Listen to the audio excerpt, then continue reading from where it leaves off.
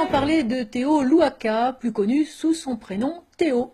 Il nous faudrait le nommer par son petit prénom, comme tout le mainstream médiatique, mais nous n'avons aucune envie de créer de l'empathie pour cet individu qui, ne l'oublions pas, s'est quand même rendu coupable au minimum d'un refus d'obtempérer et l'enquête progressant visiblement de coups sur agents dépositaires de l'autorité publique. Pour information, le petit Théo fait tout de même 1,94 m, il a 22 ans et il n'aurait jamais bossé de sa vie.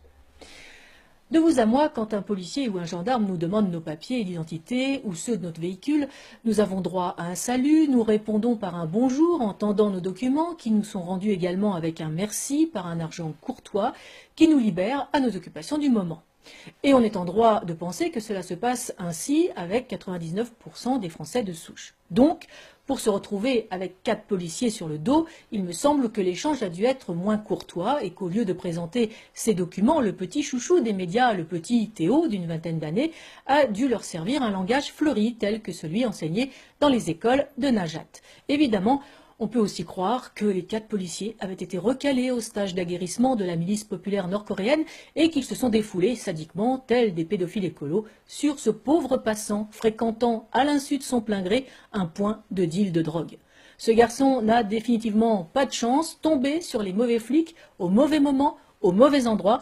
Il a de plus droit à la visite du plus grand loser de la 5e, Monsieur Bricolage, le même qui ne s'était pas déplacé au chevet des policiers, brûlés vifs ou lynchés, le même qui n'assiste pas à la levée des corps des militaires tombés pour la France dans les guerres qu'il a déclarées.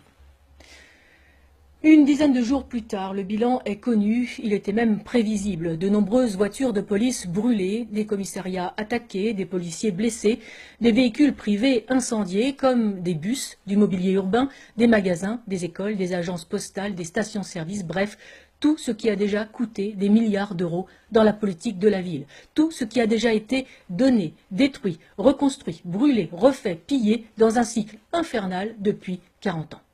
Au passage, on notera que jamais les CAF et tout ce qui sert de distributeur de billets à ces chances pour la France, comme disait Bernard Stasi, ne sont ni brûlés ni attaqués et qu'elles ouvrent toujours sans problème les lendemains d'émeutes.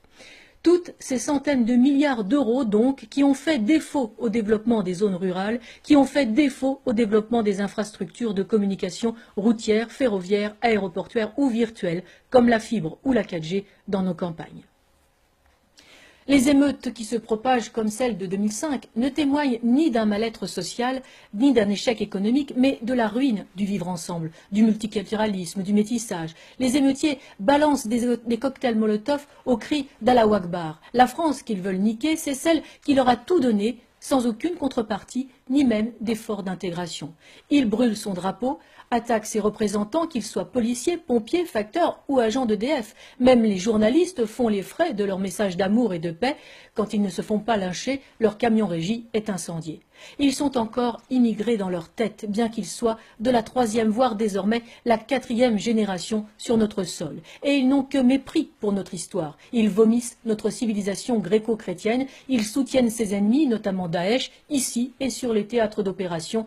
Ils hurlent de joie dans les banlieues ou dans les prisons quand coule le sang français.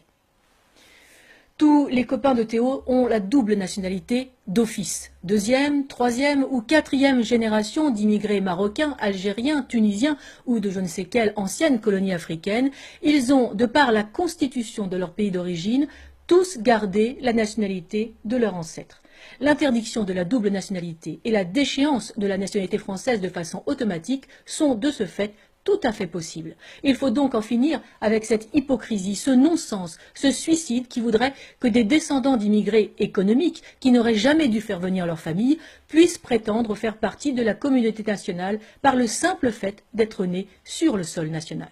Être français, c'est bien plus que cela.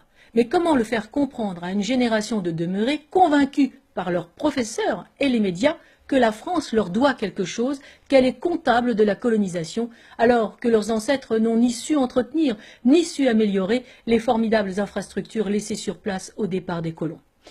Les descendants de l'immigration européenne ne posent aucun problème, ils sont intégrés depuis des générations. Les immigrés asiatiques ne manifestent jamais, peu ont la volonté de faire souche, et ceux qui sont présents depuis leur fuite sur les boat people ont un amour de la France que les camps communistes n'ont pas réussi à tuer. Ce sont donc toujours les mêmes, ceux à qui l'on a tout donné, tout passé, tout excusé, ceux pour qui on a tout avili en ne défendant pas nos principes, nos valeurs ou nos coutumes. Alors, c'est assez, dehors.